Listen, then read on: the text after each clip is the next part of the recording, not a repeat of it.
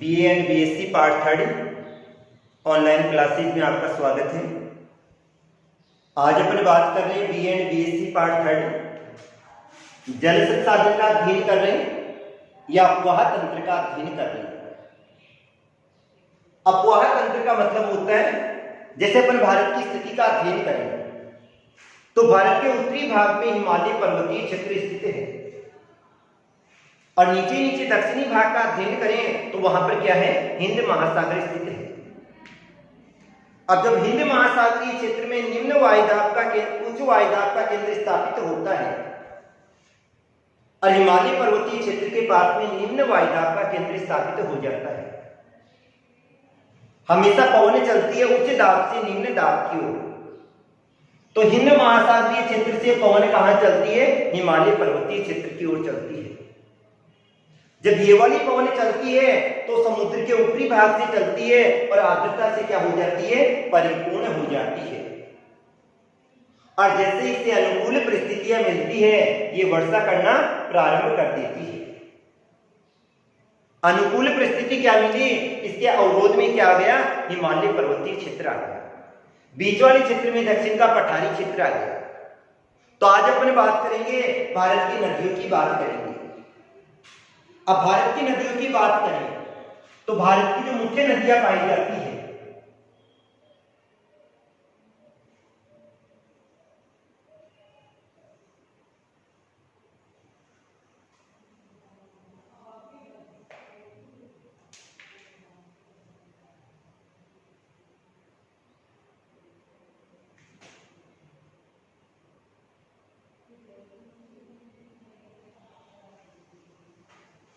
भारत के मुख्य जो नदी तंत्र पाए जाते हैं, भारत की नदियों को वैसे दो भागों में बांटा जाता है। दो भाग कौन कौन से, एक तो वो भाग आता है जहां पर नदियां कहां से निकलती है, उत्तरी भाग से निकलती है। तो उत्तरी भाग से निकलने वाली नदियां होगी। और दूसरी ओर अध्ययन करें तो दूसरी ओर की नदियां कहां से निकलती है, दक्षिणी भाग से निकलती है। अर्थात उत्तरी भाग से निकलने वाली जो अधिकांश नदियां हैं वो तो कहां से निकलेगी, हिमालय पर्वतीय क्षेत्र से निकलेगी। और दक्षिणी भाग से निकलने वाली जो नदियां हैं वो कहां से निकलेगी, दक्षिण के पठारी क्षेत्र से निकलेगी। अब नीचे वाले क्षेत्र में एक तरफ आ गया अरब सागर और दूसरी तरफ आ गया बंगाल की खाड़ी।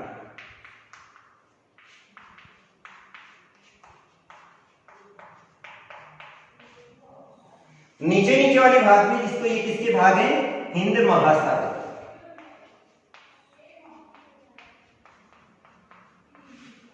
अपन भारत की नदियों की बात कर रहे हैं और जहां पर भारत की नदियों की बात करें तो भारत की नदियों में आकार के आधार पर इसको दो भागों में बांटा जाता है।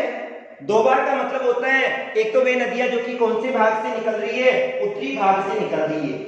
उत्तरी भाग से निकलने वाली नदियां कहां से निकलेगी, हिमालय पर्वतीय क्षेत्र से निकलती है तो उत्तरी भारत की नदियां कहा जाता है। और दूसरी वाली जो नदियां हैं वो कहां से निकलती हैं, दक्षिण के पठारी क्षेत्र से निकलती है तो ये दक्षिण के पठार से निकलने वाली नदियां होगी। ये नदियां अपना जल कहां गिराती है, इस आधार पर इनको तीन भागों में बांटा जाता है। एक तो वे नदियां अपना जो जल कहां गिराती है, अरब सागर में गिराती है तो उन नदियों को कहा जाएगा अरब सागर में जल गिराने वाली नदियां। वे नदियां जो कि अपना जल कहां गिराती है, अरब सागर में, तो अरब सागर वाली होगी। और दूसरा वे नदियां जो कि अपना जल कहां गिराती है, बंगाल की खाड़ी में गिराती है तो इनको क्या कहेंगे, बंगाल की खाड़ी में गिरने वाली नदियां। तो दो भाग हो गए, एक तो अरब सागर में जल गिराने वाली और दूसरा कहां होगी, बंगाल की खाड़ी में जल गिराने वाली नदियां होगी। अब भारत के अपवाह तंत्र का अध्ययन करें तो भारत के अपवाह तंत्र को तीन भागों में बांटा जाता है। तीन भाग कौन कौन से हो गए, एक तो गंगा नदी तंत्र, दूसरा सिंधु नदी तंत्र और तीसरा हो जाता है ब्रह्मपुत्र नदी तंत्र। तीन तंत्र हो गए, कौन कौन से हुए, एक तो गंगा नदी तंत्र हो गया, दूसरा सिंधु नदी तंत्र और तीसरा हो जाता है ब्रह्मपुत्र नदी तंत्र। क्रमबद्ध अध्ययन करें तो सबसे पहले आता है सिंधु नदी तंत्र। अब सिंधु नदी तंत्र का अध्ययन करेंगे तो सिंधु नदी तंत्र जो कि धरवाली क्षेत्र में आएगा, यही आएगा। और यहां की जो मुख्य नदियां हैं वो कौन कौन सी आती है सिंधु नदी तंत्र में? सतलज आ जाती है, व्यास आ जाती है, रावी आ जाती है, चिनाब आ जाती है और झेलम आ जाती है। सतलज, व्यास, रावी, चिनाब और झेलम, ये तो किसमें आ जाएगी? सिंधु नदी तंत्र में आ जाएगी। इसके बाद में आ जाता है गंगा नदी तंत्र। गंगा नदी तंत्र में गंगा आ जाएगी, यमुना आ जाएगी, रामगंगा, काली, कर्णाली, कोसी आ जाएगी, चंबल वाली आ जाएगी। ये वाली आ जाएगी किसमें? गंगा नदी तंत्र में। और फिर लास्ट में आ जाता है ब्रह्मपुत्र नदी तंत्र आ जाता है। बीच वाले भाग में यहां पर दक्षिण का पठारी क्षेत्र आ जाता है और दक्षिण के पठारी क्षेत्र से जो निकलने वाली नदियां हैं इनको प्रायद्वीपीय भारत की नदियां भी कहा जाता है। और प्रायद्वीपीय भारत की नदियों की बात करें तो गोदावरी आ जाती है, कृष्णा आ जाती है, पेनार आ जाती है, कावेरी आ जाती है, माही आ जाती है और नर्मदा आ जाती है। ये वाली कहां से निकल रही है? ये निकल रही है दक्षिण के पठारी क्षेत्र से। अतः इनको दक्षिण की नदियां भी कहा जाता है और प्रायद्वीपीय नदियां भी कहा जाता है। अब अपन बात करते हैं, एक एक नदी तंत्र की बात करते हैं। तो सबसे पहले लेते हैं अपन गंगा नदी तंत्र।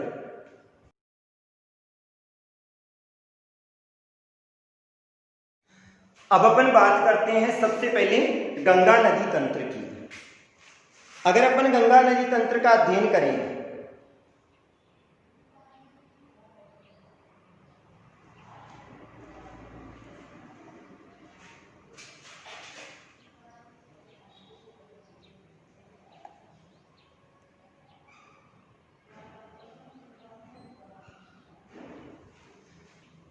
गंगा नदी तंत्र की बात करें मैं 3 भागों में बांटा गया था। भारत के अपवाह तंत्र में जहां से उत्तरी भारत की नदियां निकलती है और इसमें 3 भाग थे, एक तो सिंधु नदी तंत्र, दूसरा गंगा नदी तंत्र और तीसरा कौन सा आ जाता है? ब्रह्मपुत्र नदी तंत्र। तो भारत के अपवाह तंत्र को 3 मुख्य भागों में बांटा गया है, गंगा नदी तंत्र, सिंधु नदी तंत्र और ब्रह्मपुत्र नदी तंत्र। सबसे पहली बात करते हैं अपन गंगा नदी तंत्र। गंगा नदी जो कि भारत की सबसे बड़ी नदी के अंतर्गत लिया जाता है, हिंदुओं की सबसे पवित्र नदी भी है। भारत की सबसे बड़ी नदी के अंतर्गत आती है, मुख्य नदी आती है, हिंदुओं की सबसे पवित्र नदी आती है। और इसकी जो मुख्य बात आती है, ये वाली नदी ऐसे क्षेत्र में बहती है जिसको भारत का हृदय स्थल भी कहा जाता है, भारत का सबसे उपजाऊ मैदानी क्षेत्र भी कहा जाता है और भारत का सघन जनसंख्या वाला क्षेत्र भी कहा जाता है। अब इसमें 3 मुख्य क्षेत्र आते हैं, एक उत्तर प्रदेश आता है, दूसरा बिहार आता है और तीसरा पश्चिमी बंगाल को लिया जाता है। यह नदी ऐसे क्षेत्र से होकर बहती है जो कि समतल मैदानी क्षेत्र भी है, सघन जनसंख्या वाला क्षेत्र भी है और सबसे उपजाऊ मैदानी क्षेत्र है। अब अपन बात करें गंगा की कौन कौन सी सहायक नदियां हैं, तो इसमें उत्तरी भाग से तो मिलने वाली नदियों में यमुना आ जाती है, रामगंगा आ जाती है, घाघरा आ जाती है, राप्ती आ जाती है, गंडक आ जाती है और सप्त कोसी आ जाती है। और इसमें यानी दक्षिण के पठार से जो निकलने वाली नदियां हैं उसमें चंबल आ जाएगी, केन आ जाएगी, सोन आ जाती है, बेतवा आ जाती है। ये वाली कहां से निकलती है? दक्षिण के पठारी क्षेत्र से निकलती है। ये तो था अपना गंगा नदी तंत्र। अब सबसे पहले बात करते हैं अपन गंगा नदी की। गंगा नदी क्या है, कहां से निकलती है, कितनी इसकी लंबाई है? सबसे पहले बात करें तो गंगा नदी जो कि अलकनंदा, 2 नदियां हैं अपनी, एक अलकनंदा है और दूसरी कौन सी है? भागीरथी है।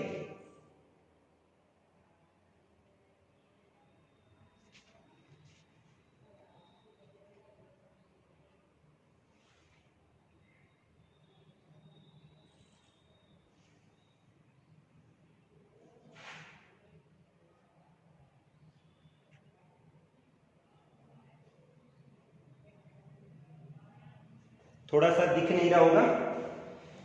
तो गंगा नदी की बात करें अपन, तो गंगा नदी तंत्र है जो कि दो नदियों का सम्मिलित रूप है। दो नदियां कौन कौन सी हैं? एक है अलकनंदा और दूसरी कौन सी है? भागीरथी। सबसे पहले दो नदियां आती है, एक नदी इधर से आती है, एक नदी इधर से आती है, अर्थात कौन कौन सी है? एक अलकनंदा है और दूसरी कौन सी है? भागीरथी है।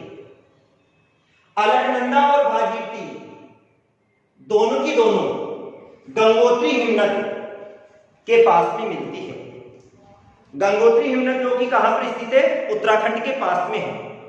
तो एक तरफ से तो कौन सी आई? अलकनंदा आई, दूसरी तरफ से कौन सी आई? भागीरथी आई, और दोनों की दोनों आके और कहां पर? गंगोत्री हिमनद के पास में, अर्थात उत्तराखंड में एक जगह मिल जाती है। ये वाली नदियां दोनों एक जगह मिलने से पहले इस भागीरथी नदी में जाह्नवी नदी आकर मिलती है। तो जाह्नवी नदी किसकी सहायक नदी होगी? भागीरथी की सहायक नदी होगी। एक तरफ से अलकनंदा आई, दूसरी तरफ से कौन सी आई? भागीरथी आई, और यहीं पे आके कहां पर? गंगोत्री हिमनद के पास में आके स्थान का नाम क्या है? देवप्रयाग। कौन से स्थान पे मिली? देवप्रयाग के पास में। दोनों की दोनों एक जगह हो गई, और एक जगह होने के बाद में इस नदी का नाम हो गया गंगा नदी। पहले अलग अलग थी, अलकनंदा थी, भागीरथी थी, दोनों एक जगह मिली, और एक जगह मिलते ही इस नदी का नाम क्या हो गया? गंगा नदी हो गया। स्थान का नाम क्या है? देवप्रयाग है। अब इसके बाद में अपन बात करते हैं, ये वाली नदियां देवप्रयाग तक तो कहां पर बहती है? पर्वतीय क्षेत्र में बहती है, और उसके बाद में मैदानी क्षेत्रों में प्रवेश कर जाती है। मैदानी क्षेत्रों में कहां प्रवेश करती है? ऋषिकेश के पास। कहां पर? ऋषिकेश के पास में ये वाली कहां प्रवेश कर जाती है? मैदानी क्षेत्रों में प्रवेश कर जाती है। अब जब ये मैदानी क्षेत्रों में प्रवेश करती है तो उधर से यमुना नदी बहती हुई आती है। यमुना नदी जो कि कहां से निकलती है? यमुनोत्री हिमनद से निकलती है। ये वाला यमुनोत्री हिमनद से निकली, और वहां से निकलने के बाद में ये भी मैदानी क्षेत्रों में प्रवेश करती हुई आती है, और प्रयाग के पास में कहां पर मिल जाती है? गंगा नदी में मिल जाती है। कहां पर? प्रयाग के पास।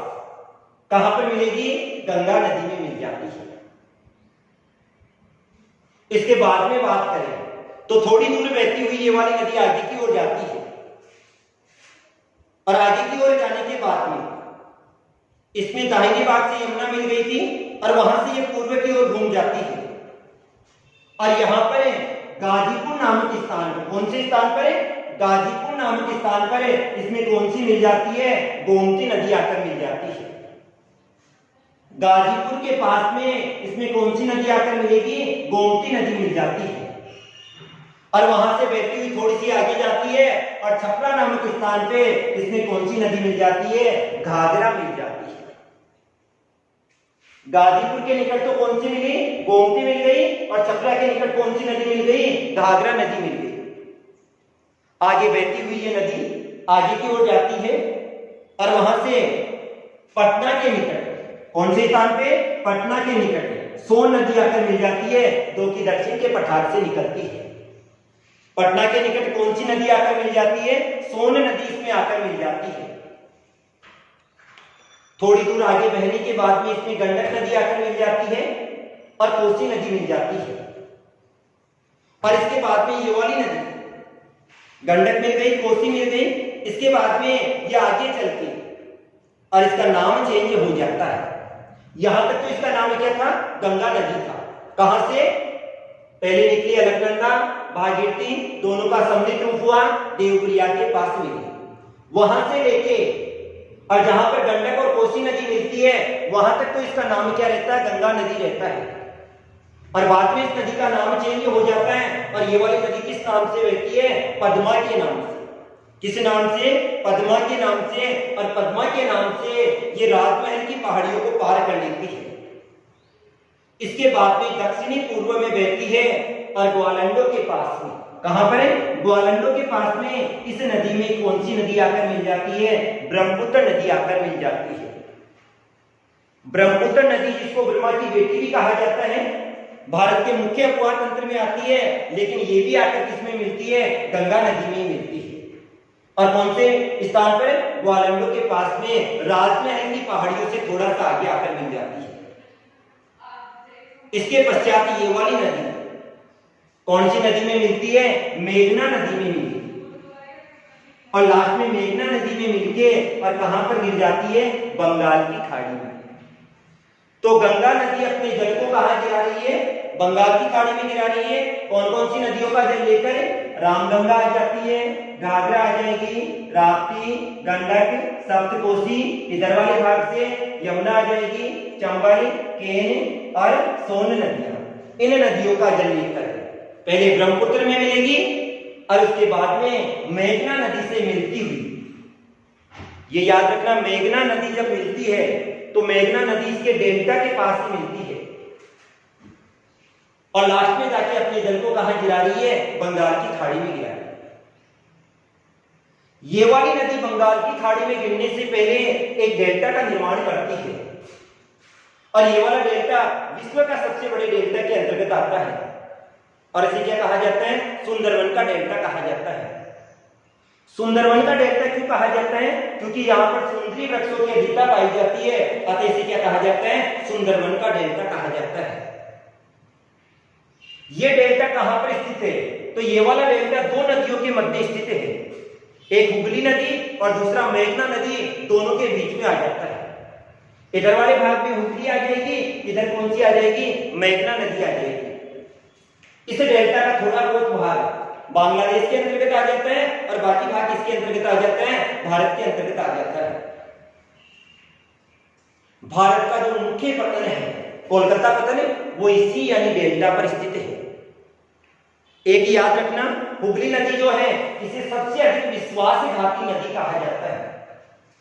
विश्वासघाती नदी क्यों कहा जाता है? क्योंकि इसका जो तटवर्ती क्षेत्र है वहां पे लोग बस्तियों का निर्माण करते हैं, लेकिन जब नदी में पानी की अधिकता हो जाती है तो वहां पर बाढ़ की स्थिति उत्पन्न हो जाती है और जैसे ही वहां पे बाढ़ की स्थिति उत्पन्न हो जाती है, जन धन की हानि हो जाती है, अपने मार्ग को परिवर्तित कर लेती है, अतः इसे क्या कहा जाता है? विश्वासघाती नदी कहा जाता है। अब इस नदी पर अध्ययन करें तो कौन सा पतन स्थित है? कोलकाता पतन स्थित है। और याद रखना, कोलकाता पतन को क्या कहा जाता है? पूर्व का लंदन भी कहा जाता है। क्या कहा जाता है? पूर्व का लंदन भी कहा जाता है। डेल्टा को क्या कहेंगे? सुंदरवन का डेल्टा कहा जाता है। अब गंगा नदी का अध्ययन करेंगे तो यहां तक पहुंचते पहुंचते कहां से?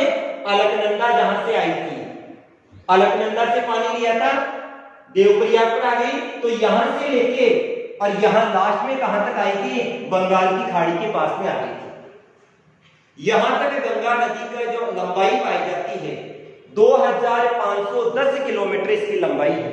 कितनी है? 2510 किलोमीटर इसकी लंबाई है। तो कहां से प्रारंभ हुई? अलकनंदा और भागीरथी का सम्मिलित रूप हुआ और कहां पर आ गई? देवप्रयाग के पास में। वहां पर इसका नाम क्या कहलाया? गंगा कहलाया। आगे ऋषिकेश के पास में कहां प्रवेश कर गई? मैदानों में प्रवेश कर गई और प्रयाग के पास में कौन सी मिल गई? यमुना नदी आकर मिल गई। थोड़ी दूर बहने के बाद में इसमें गाजीपुर के निकट गोमती और छपरा के निकट घाघरा नदी आकर मिल गई। थोड़ी दूर बहने के बाद में पटना के पास में सोन नदी मिल जाती है और थोड़ी सी दूर बाद में गंडक और कोसी नदी इसमें मिलती हुई लास्ट में इसमें आ जाएगी पद्मा के पास नाम से। आगे किस नाम से बहेगी? पद्मा के नाम से।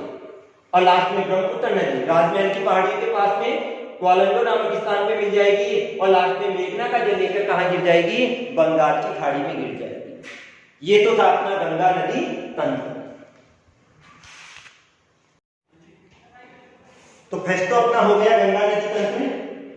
अब गंगा नदी तंत्र में पहले थी गंगा नदी। अब इसकी सहायक नदियां कौन कौन सी है?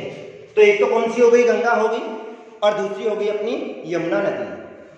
यमुना नदी का अध्ययन करेंगे तो यमुना नदी कहां से निकलती है? उत्तराखंड के टेहरी गढ़वाल से। कहां से?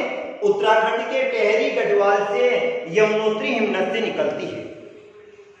यमुना नदी जो कि उत्तराखंड के टेहरी गढ़वाल से यमुनोत्री हिमनद से निकलती है, इसके बाद में थोड़ी दूर बहती है और थोड़ी दूर बहने के बाद में इसमें टोस नदी आकर मिल जाती है। कौन सी नदी? टोस नदी। हिमालय की जैसी पहाड़ियों से नीचे आती है, पश्चिम से गिरी नदी आकर मिल जाती है और पूर्वी भाग से इसमें आसन नदी आकर मिल जाती है। हिमालय से उतरने से पहले इसमें एक भाग से गिरी नदी और दूसरे भाग से आसन नदी आकर मिल जाती है। और प्रयाग के बाद में ये वाली नदी किसमें मिल जाएगी? गंगा नदी में मिल जाती है। प्रयाग आ गया और प्रयाग के पास में किसमें मिलेगी? गंगा नदी में आकर मिल जाती है। इसके पश्चात दिल्ली में बहेगी, मथुरा में बहेगी, आगरा में और इटावा।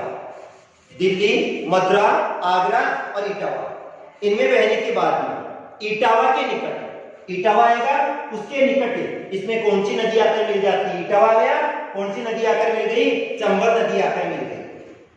काली सिंध मिल जाती है, हमीरपुर के निकट इसमें बेतवा मिल जाएगी और प्रयाग के निकट कौन सी मिल जाती है?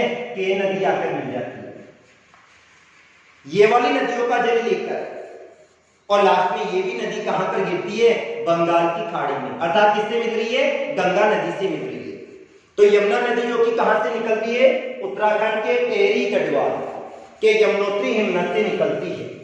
सहायक नदियां कौन कौन सी हो गई इसकी? सहायक नदियों में चंबल हो गई, काली सिंध हो गई, बेतवा हो गई और प्रयाग हो गई। इसके बाद में आती है रामगंगा। कौन सी? रामगंगा। तो रामगंगा नदी जो कि हिमालय के दक्षिणी भाग में नैनीताल के निकट से निकलती है। कहां से निकलती है? नैनीताल के निकट से निकलती है। और इसकी मुख्य जो सहायक नदी है वो कौन सी है? वो है यहां से बहने के बाद में ये कौन से स्थान पे? कन्नौज नामक स्थान है। कहां पर? कन्नौज नामक स्थान पे मैदानी क्षेत्रों में प्रवेश करती हुई कौन सी नदी से मिल जाती है? गंगा नदी से। और इसकी लंबाई कितनी है? 600 किलोमीटर इसकी क्या है? लंबाई है। तो एक तो गंगा हो गई, यमुना हो गई, तीसरी रामगंगा हो गई। चौथी आती है अपनी काली नदी। काली गंगा भी कहा जाता है, शारदा भी कहा जाता है, चौका भी कहा जाता है। ये वाली कहां से निकलती है? उत्तरी कुमायूं, कुमायूं हिमालय वाला भाग है, उसके उत्तरी पूर्वी भाग में मिलाम हिमनद। कौन से भाग से? मिलाम हिमनद से निकलती है। वहां से निकलने के बाद में बरहम घाट, कहां पर? बरहम घाट नामक स्थान पर। कौन से स्थान पे? बरहम घाट नामक स्थान पर ये कौन सी नदी से आकर मिल जाती है? घाघरा नदी से आकर मिल जाती है। इसके बाद में आती है करनाली, ओरियाला या घाघरा नदी। ये वाली नदी कहां से निकलती है? ये वाली नदी तकलाकोट से 37 किलोमीटर दूर है, मापचा चुंगो हिमनद से निकलती है। कहां से? तकलाकोट। तकलाकोट के पास में जो मापचा चुंगो हिमनद पाया जाता है वहां से निकलती है। और वहां से निकलने के बाद में हिमालय को पार करती है और छपरा नामक स्थान, कौन सा स्थान है? छपरा नामक स्थान पर किससे मिल जाती है? गंगा नदी से मिल जाती है। कौन से स्थान पे? छपरा नामक स्थान पे कौन सी नदी से मिलेगी? गंगा नदी से मिल जाती है। पहाड़ी क्षेत्रों में तो कर्नाली या कोरियाला के नाम से जाना जाता है और जैसे मैदानी क्षेत्रों में आ जाती है इस नदी को किस नाम से जाना जाता है? घाघरा नदी के नाम से जाना जाता है। अब इसके बाद में आती है कोसी। कोसी नदी गंगा की सबसे उपजाऊ नदी। कौन सी है? कोसी नदी। बिहार का शोक भी कहा जाता है। बिहार का शोक क्यों कहा जाता है? क्योंकि ये वाली नदी अपना मार्ग बदलती है और मार्ग बदलने के कारण से कोसी नदी को क्या कहा जाता है? बिहार का शोक कहा जाता है। ये वाली नदी पहले का अध्ययन करें इसकी तो मुख्य धारा को अरुण के नाम से जाना जाता है, जो कि कहां से निकलती है? गोसाई खान के उत्तर से निकलती है और पूर्व दिशा में बहती है। इसके बाद में शून्य नदी मिल जाती है, तामू नदियां मिल जाती है और ये वाली नदी एकमात्र ऐसी नदी पाई जाती है जो कि मैदानी क्षेत्रों में प्रवेश करने से पहले क्या? मैदानी क्षेत्रों में प्रवेश करने से पहले खुद के डेल्टा का निर्माण करती है और बाद में गंगा नदी में मिलती है। भारत की कोसी नदी एकमात्र ऐसी नदी पाई जाती है जो कि मैदानी क्षेत्रों में प्रवेश करते ही समुद्र के पहले ही अपने डेल्टा का निर्माण करती है और बाद में किसमें मिलती है? गंगा नदी में मिलती है। तो ये गंगा की मुख्य सहायक नदी है, सबसे बड़ी सहायक नदी है। और इस नदी को क्या कहा जाता है? बिहार का शोक भी कहा जाता है।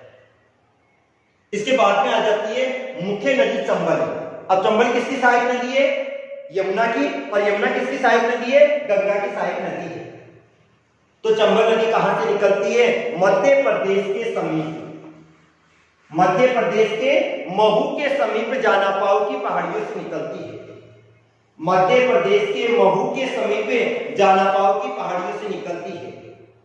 इसके बाद में मध्य प्रदेश के भिंड, मुरैना, राजस्थान के झालावाड़, कोटा, बूंदी और धौलपुर में बहती हुई इटावा के करीब, अर्थात इटावा से 38 किलोमीटर दूर है ये वाली नदी किसमें मिल जाती है? यमुना नदी में मिल जाती है। तो चंबल किसकी सहायक नदी हो गई? यमुना की। और फिर बाद में यमुना का जल लेकर यमुना कहां मिल जाती है? गंगा में मिल जाती है। ये वाली राजस्थान की एकमात्र ऐसी नदी है जो कि सदावाहिनी है। चंबल नदी, जिसको चर्मनवती भी कहा जाता है, राजस्थान की कामधेनु भी कहा जाता है, मध्य प्रदेश के महू के समीप जानापाव की पहाड़ियों से निकलती है और इसके बाद में अपने जल को लेती हुई इटावा से थोड़ा सा दूर किसमें मिल जाती है? यमुना नदी में मिल जाती है। तो ये तो था अपना गंगा नदी तंत्र। अब कल अपन बात करेंगे ब्रह्मपुत्र और सिंधु नदी तंत्र।